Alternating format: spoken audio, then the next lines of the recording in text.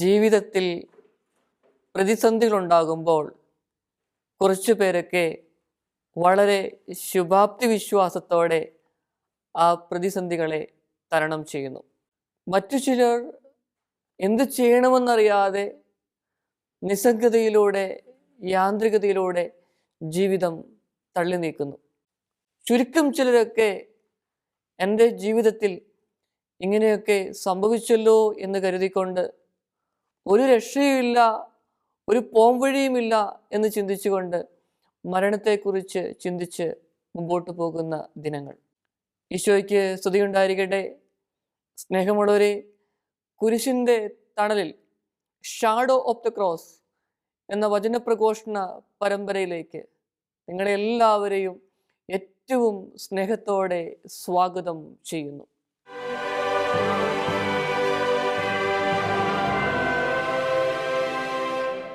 കഴിഞ്ഞ ദിവസം ഒരു ചിന്താവിഷയം വായിക്കുകയുണ്ടായി. എടുത്തു മാറ്റൂ ആ മൂടി എന്നാണ് ആ ചിന്താവിഷയത്തിൻ്റെ പേര്. ഒരു വനത്തിലൂടെ അന്ധകാരം വ്യാപിച്ചിരിക്കുന്ന സമയത്ത് ഒരു ആന നടന്നു പോവുകയാണ്. തപ്പിത്തടഞ്ഞിങ്ങനെ നടന്നു പോകുന്ന സമയത്ത് ഒരു മിന്നാമിനുങ്ങിൻ്റെ ചെറിയൊരു വെളിച്ചം കണ്ടു. ആനയ്ക്ക് സന്തോഷമായി. ആ മിന്നാമിനുങ്ങിൻ്റെ അടുക്കൽ ചെന്നു. അവനിങ്ങനെ കരിയിലകൾക്കിടയിൽ ഒളിച്ചിരിക്കുകയാണ്. തുമ്പിക്കൈകൊണ്ട് പതുക്കെ ആ കരിയിലകളൊക്കെ ഒന്ന് തട്ടി മാറ്റി. അതിനുശേഷം ഈ മിന്നാമിനുങ്ങിനോട് ആന ചോദിക്കുകയാണ്, മിന്നാമിനുങ്ങെ, നീ എന്തിനാ ഇങ്ങനെ ഒളിച്ചിരുന്നിങ്ങനെ മിന്നുന്നത്? നിനക്കൊന്ന് പുറത്തേക്ക് വന്നുകൂടെ? നിന്റെ പ്രകാശം എത്രയോ മനോഹരമാ, അതെല്ലാവരും ഒന്ന് കാണട്ടെ എന്ന് പറഞ്ഞു. മിന്നാമിനുങ്ങ് മറുപടി പറഞ്ഞു, ഞാൻ വളരെ ചെറിയൊരു ജീവിയാണ്, ഞാൻ എപ്പോഴും മിന്നിക്കൊണ്ടാണ് ഇരിക്കുന്നത്. അതുകൊണ്ട് എനിക്ക് എന്നോട് തന്നെ ഭയങ്കര ഒരു വിഷമമാണ്. അതുകൊണ്ടാണ് ഞാൻ ഈ കരിയിലകൾക്കിടയിൽ ഇങ്ങനെ ഒളിച്ചിരിക്കുവാനായിട്ട് ശ്രമിക്കുന്നത്. ആന പറഞ്ഞു, അങ്ങനെയല്ല, നിന്നിൽ വലിയ ഒരു ശക്തിയുണ്ട്. നീ ചെറിയ ജീവിയാണ് എന്നത് അംഗീകരിച്ചു. പക്ഷേ നിന്റെ ആ ചെറിയ വെട്ടം അത് വലിയ ശക്തിയാണ്, അനേക ആയിരങ്ങൾക്ക് പ്രചോദനം കൊടുക്കുന്ന വെട്ടമാണ് എന്ന് ആന പറഞ്ഞു. അങ്ങനെ ആന പതുക്കെ ആ മിന്നാമിനുങ്ങിനെ തുമ്പിക്കൈയിലേക്ക് എടുത്തു വെച്ചുകൊണ്ട് യാത്ര തുടരുകയാണ്. അന്ധകാരം വ്യാപിച്ച ആ വനത്തിലൂടെ രാത്രിയുടെ യാമങ്ങളിൽ നടന്നു പോകുമ്പോൾ ഈ ശബ്ദം കേട്ട് ചില ജീവികളൊക്കെ നോക്കി. അങ്ങനെ നോക്കുന്ന സമയത്ത് കാണുവാൻ സാധിച്ചത് ഈ മിന്നാമിനുങ്ങ് ഇങ്ങനെ മിന്നിക്കൊണ്ടിരിക്കുക, അതിൻ്റെ ചെറിയ പ്രകാശം. മറ്റു ജീവികൾക്ക് സന്തോഷമായി. അവരിങ്ങനെ അടക്കം പറയുവാൻ തുടങ്ങി, ഈ മിന്നാമിനുങ്ങ് പോലും ചെറിയൊരു പ്രകാശം കൊടുത്താണല്ലോ ആനയെ മുമ്പോട്ട് കൊണ്ടുപോകുന്നത്. ഈ മിന്നാമിനുങ്ങിൻ്റെ ശക്തി വലുതാണ് എന്ന് പറയുവാൻ തുടങ്ങി. ഇത് കേൾക്കാനായിട്ട് മിന്നാമിനുങ്ങിനും സാധിച്ചു. മിന്നാമിനുങ്ങിന് ഭയങ്കര സന്തോഷമായി. കാരണം എന്താ? കഴിവൊന്നുമില്ല, ഞാൻ ചെറുതാണ്, എനിക്കൊന്നും മറ്റുള്ളവർക്ക് വേണ്ടി ചെയ്യുവാൻ സാധിക്കില്ല എന്നൊക്കെ മിന്നാമിനുങ്ങ് ഇങ്ങനെ ചിന്തിച്ചിരുന്നു. എന്നാൽ ഈ ആനയോടൊപ്പം ഇങ്ങനെ മിന്നി മിന്നി മുമ്പോട്ട് പോകുമ്പം ഒത്തിരി പേര് മിന്നാമിനുങ്ങിനെ കുറിച്ച് പോസിറ്റീവായിട്ട് പറയുന്നു. മിന്നാമിനുങ്ങിൻ്റെ അസ്തിത്വത്തിൽ ഒരു സന്തോഷം തോന്നി. അങ്ങനെ വലിയ സന്തോഷത്തോടെ ആ യാത്ര മുമ്പോട്ട് പോകുന്ന ഒരു ചിന്താവിഷയം. സ്നേഹമുള്ളവരെ, നമ്മുടെയൊക്കെ ജീവിതങ്ങളിൽ ഞാനും നിങ്ങളുമൊക്കെ ചിന്തിക്കുന്ന ചില കാര്യങ്ങളുണ്ട്. എന്തു ചെയ്യുവാൻ നമുക്ക് സാധിക്കും? എങ്ങനെയാ ജീവിതത്തെ ക്രമപ്പെടുത്തേണ്ടത്? ചിലപ്പോൾ എത്തും പിടുത്തവും കിട്ടാത്ത അവസ്ഥകൾ. പ്രിയപ്പെട്ടവരെ, നമുക്കൊക്കെ ദൈവം കഴിവുകൾ നൽകിയിട്ടുണ്ട്. ആ കഴിവ് പല തരത്തിലാണ്. ആ കഴിവുകൾ എങ്ങനെ ഉപയോഗിക്കാനായിട്ട് പറ്റും, എങ്ങനെ ഉപയോഗിച്ച് ദൈവത്തെ മഹത്വപ്പെടുത്താം, ഒന്നും കൂടെ കുടുംബത്തെ സന്തോഷത്തിലേക്ക് കൊണ്ടുവരാനായിട്ട് എങ്ങനെ സാധിക്കാം എന്നതിനെക്കുറിച്ചൊക്കെ നമ്മൾ ചിന്തിക്കുന്നത് നല്ലതാണ്. നമുക്കറിയാലോ, 2019-20 കാലഘട്ടങ്ങൾ. ആ കാലഘട്ടങ്ങളെക്കുറിച്ച് ഒരുപക്ഷെ നമ്മിൽ പലരും ഓർക്കുവാനായിട്ട് ആഗ്രഹിക്കാത്ത ഒരു കാലഘട്ടമാണ് കോവിഡിൻ്റെ കാലഘട്ടം. ഈ സമയത്ത് ഞാനൊരു മിഷൻ പ്രദേശത്തായിരുന്നു. മിഷൻ പ്രദേശത്ത് ഒറ്റയ്ക്കായിരുന്നു. അവിടെ ആ സാഹചര്യങ്ങളിൽ ആ സ്ഥലത്ത് താമസിക്കുക എന്നുള്ളത് വലിയ വിഷമകരമായ, വേദനാജനകമായ ഒരു കാര്യമായിരുന്നു. കാരണം ജനങ്ങളൊന്നും അധികമൊന്നും അവിടെ എത്തുന്നില്ല. ഞാൻ ഓർത്തു, ദൈവമേ, എന്താണ് ചെയ്യേണ്ടത്? പതുക്കെ പതുക്കെ ദൈവത്തിങ്കിലേക്ക് കൂടുതൽ അടുക്കുവാനായിട്ട് ഞാൻ ശ്രമിച്ചു. കാരണം ഏകാന്തതയിലൂടെ കടന്നു പോകുമ്പോൾ ആരും സഹായിക്കാനായിട്ട് ഇല്ല എന്നൊക്കെ ഒരു തോന്നലുകൾ ഉണ്ടാകുമ്പോൾ നമുക്ക് ദൈവത്തിൽ വിശ്വാസം ഉണ്ടെങ്കിൽ ദൈവാശ്രയത്വം കുറച്ചും കൂടെ കൂടും, അതുറപ്പാണ്. അങ്ങനെ വന്നു കഴിഞ്ഞപ്പോൾ ഞാൻ പതുക്കെ ചെയ്ത ചില കാര്യങ്ങളുണ്ട്. രാത്രിയിൽ, പ്രത്യേകിച്ച് വൈകുന്നേരം 8 മണിക്ക് ശേഷമൊക്കെ ദിവ്യകാരുണ്യത്തിൻ്റെ മുൻപിലിരുന്ന് പ്രാർത്ഥിക്കുവാനായി ഞാൻ ശ്രമിച്ചു. ആദ്യ ദിവസങ്ങളിലൊക്കെ വലിയ ബുദ്ധിമുട്ടായിരുന്നു. 5-10 മിനിറ്റ് മാത്രം ഇരിക്കുവാനേ സാധിക്കുകയുള്ളൂ. കാരണം അതിൽ കൂടുതലൊന്നും പറ്റുന്നില്ല. എന്നാൽ എൻ്റെ മുൻഗാമികളായ വൈദികരൊക്കെ പറഞ്ഞിട്ടുണ്ട്, വേദനകളും ദുഃഖങ്ങളും ഒക്കെ ഉണ്ടാകുമ്പോൾ നമ്മൾ ദിവ്യകാരുണ്യത്തിൻ്റെ മുൻപിൽ വന്നൊന്ന് ഇരുന്നാൽ മതി, പിന്നെ നമുക്ക് എല്ലാത്തിനെയും അതിജീവിക്കുവാനുള്ള ശക്തി ലഭിക്കുമെന്ന്. ആ മിഷൻ പ്രദേശത്ത് എന്ത് ചെയ്യണമെന്ന് എനിക്കറിയാത്ത സാഹചര്യം, ഞാൻ എൻ്റെ മുൻഗാമികളായ വൈദ്യര് പറഞ്ഞ കാര്യങ്ങളൊക്കെ മനസ്സിലോർത്തു വീണ്ടും ദിവ്യകാരുണ്യത്തിൻ്റെ മുൻപിൽ അഭയം തേടുകയാണ്. അങ്ങനെ പ്രാർത്ഥിച്ചുകൊണ്ടിരുന്ന നിമിഷങ്ങളിലൊക്കെ എനിക്ക് പതുക്കെ പതുക്കെ തോന്നി, എന്തോ ശക്തി ദൈവം തരുന്നത് പോലെ. കാരണം എല്ലാ മനുഷ്യരെ പോലെയും ഞാനും ചിന്തിച്ചു, ഈ മഹാമാരിയുടെ സമയത്ത് എന്ത് ചെയ്യാൻ പറ്റും? ഒരു പുരോഹിതൻ എന്ന നിലയിൽ എനിക്കെന്ത് ചെയ്യുവാനായിട്ട് സാധിക്കും എന്നതിനെക്കുറിച്ചൊക്കെ ഞാനും ചിന്തിച്ചിരുന്നു. സ്നേഹമുള്ളവരെ, എനിക്ക് മനസ്സിലാക്കാൻ സാധിച്ചത്, ഏതാനും ദിവസങ്ങൾ കഴിഞ്ഞപ്പോൾ ധാരാളം കുടുംബങ്ങളും വ്യക്തികളുമൊക്കെ പതുക്കെ പതുക്കെ ആ ആശ്രമത്തിലേക്ക്, പ്രാർത്ഥനാ കേന്ദ്രത്തിലേക്ക് വന്നു തുടങ്ങി. അവർക്ക് വലിയ വേദനയുണ്ടായിരുന്നു, ദുഃഖമുണ്ടായിരുന്നു. ലോകം മുഴുവൻ അനിശ്ചിതത്വത്തിലൂടെ കടന്നു പോകുന്ന ഒരു കാലഘട്ടം. ഞാൻ പതുക്കെ പതുക്കെ അവരെ കേൾക്കുവാനായിട്ട് ശ്രമിച്ചു. അന്ന് സോഷ്യൽ ഡിസ്റ്റൻസ് ഒക്കെ കീപ്പ് ചെയ്ത്, അങ്ങനെ കോവിഡിൻ്റെ എല്ലാ പ്രോട്ടോക്കോളും പാലിച്ചുകൊണ്ട് വേണം നമുക്കവരെ കേൾക്കുവാനായിട്ട്. മണിക്കൂറുകൾ മാസ്ക് ഒക്കെ ഇട്ടുകൊണ്ട് തന്നെ മറ്റുള്ളവരെ കേൾക്കാനായിട്ട് ശ്രമിക്കുക, അങ്ങനെയൊക്കെയുള്ള കാര്യങ്ങൾ അത്ര എളുപ്പമല്ലായിരുന്നു ആ സമയത്തൊക്കെ. എങ്കിലും ഞാൻ അവരെ കേൾക്കുവാനായിട്ട് ശ്രമിച്ചു.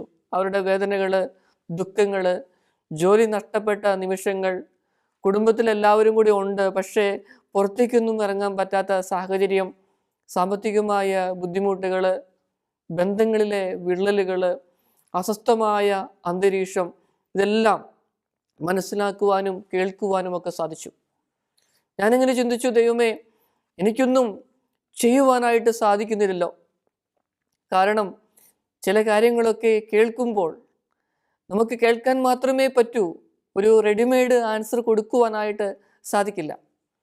എനിക്കൊരു വിശ്വാസമുണ്ടായിരുന്നു, ഓരോ പുരോഹിതനും അവനായിരിക്കുന്ന കുടുംബമുണ്ട്, ആ കുടുംബത്തിൻ്റെ മാത്രം അംഗമല്ല പ്രിയപ്പെട്ടവരെ, അവന് എല്ലാ കുടുംബത്തിലെയും അംഗമാണ്. അങ്ങനെ വന്നാൽ ആര് അവൻ്റെ അടുക്കൽ വന്നാലും അവരെ കേൾക്കണം.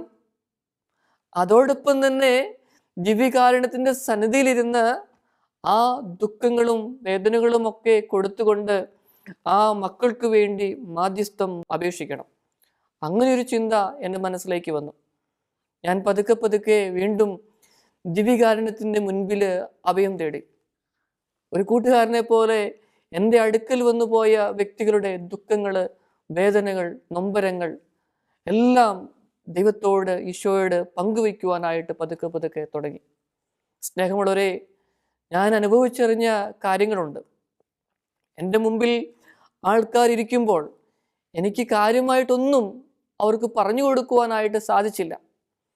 ഞാൻ പഠിച്ച സൈക്കോളജിയും കൗൺസിലിങ്ങും എല്ലാം സിദ്ധാന്തങ്ങളായും എല്ലാം ഒരു വശത്ത് നിൽക്കുന്നു, മറുവശത്ത് പച്ചയായ ജീവിതങ്ങൾ.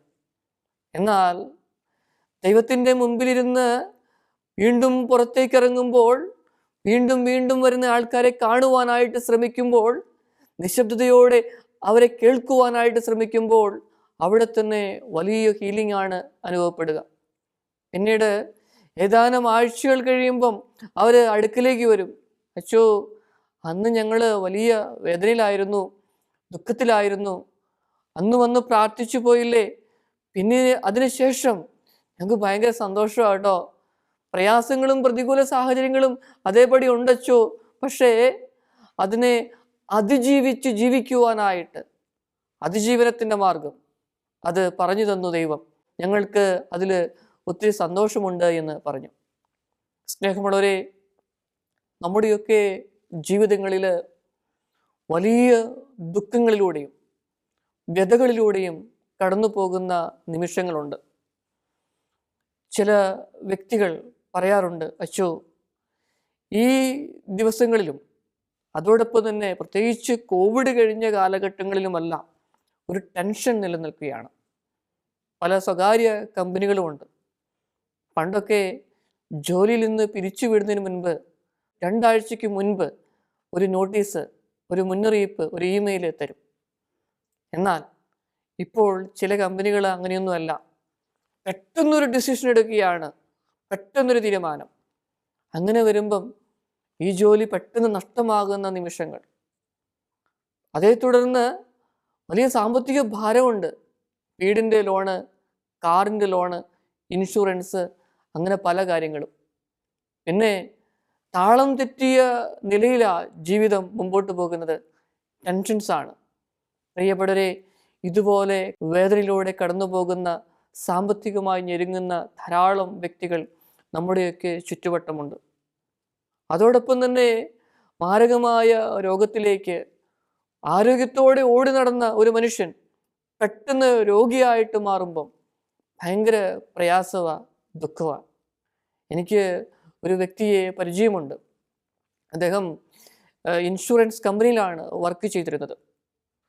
വലിയ സന്തോഷത്തോടെ ഒത്തിരി ആൾക്കാരെ അദ്ദേഹം ആ കമ്പനിയിലേക്ക് കൂട്ടിക്കൊണ്ടുവരികയും പോളിസി എടുക്കാനായിട്ട് പറയുകയും ക്ലെയിം ഒക്കെ മേടിച്ചു കൊടുക്കുകയും ചെയ്ത ഒരു വ്യക്തി.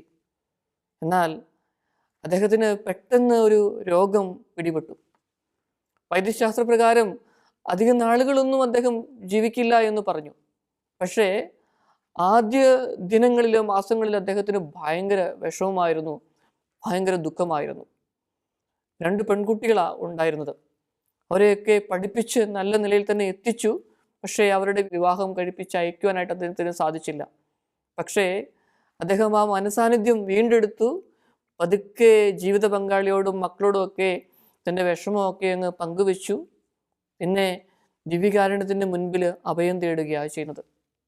ഏതാനും മാസങ്ങൾ കൊണ്ട് തന്നെ അദ്ദേഹം മക്കളുടെ കാര്യങ്ങളെല്ലാം ദൈവത്തിൽ ആശ്രയിച്ച് അവരെ കുടുംബജീവിതത്തിലേക്ക് പറഞ്ഞയച്ചു.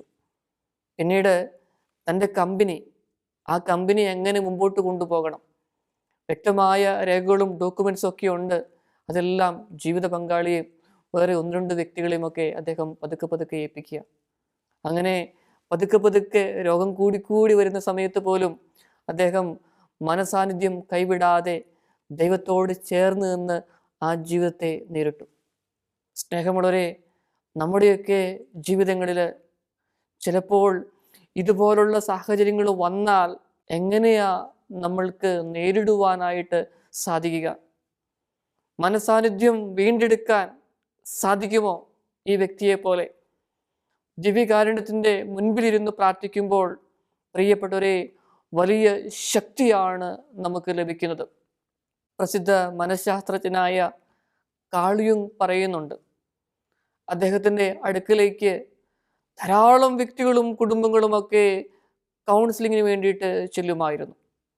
അദ്ദേഹം പറഞ്ഞു വെച്ച ഒരു കാര്യമുണ്ട്, എൻ്റെ അടുക്കൽ വരുന്ന വ്യക്തികൾ, കുടുംബങ്ങൾ, അവർ ക്രിസ്ത്യാനികളാണോ, അവർ കുമ്പസാരം എന്ന് പറയുന്ന കൂദാശ സ്വീകരിക്കാനായിട്ട് അവർക്ക് പറ്റുമോ, കുമ്പസാരം നടത്തുന്നവരാണോ, അങ്ങനെയെങ്കിൽ ഞാൻ അവരെ കുമ്പസാരിക്കാനായിട്ട് ആദ്യം പറഞ്ഞ് അയക്കുമായിരുന്നു എന്ന്.